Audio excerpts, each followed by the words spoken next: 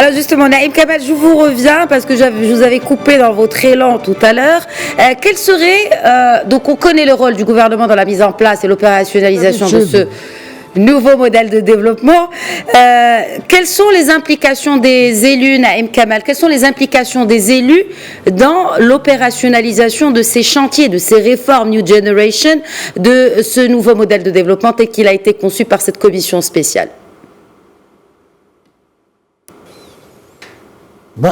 Vous parlez des élus des chambres de représentants, des élus locaux, des élus régionaux. Des élus de manière générale, puisqu'on parle d'une rentrée législative, après un triple scrutin législatif, communal et régional. Donc, il est clair qu'on parle de tous les élus. Donc, quel est le rôle des élus dans l'implémentation de ce nouveau modèle de développement? C'est-à-dire, bon, il y a les... Oui, d'accord.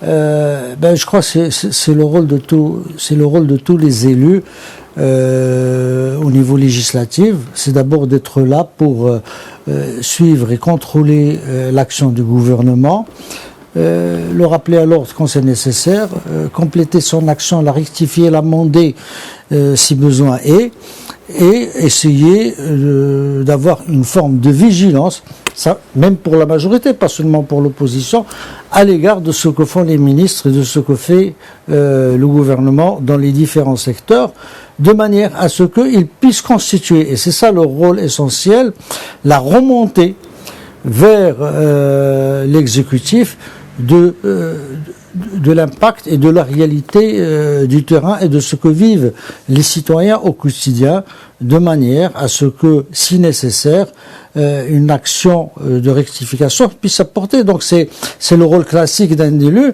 mais un rôle classique qui devrait aujourd'hui s'aiguiser un peu plus, mais qui ne devrait pas laisser à la seule opposition la capacité ou la possibilité de critiquer le gouvernement, vu la faiblesse numérique de l'opposition.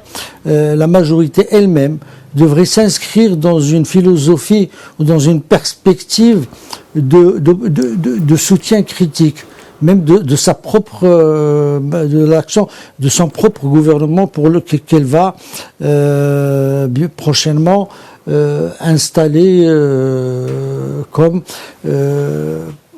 gouvernement du Maroc.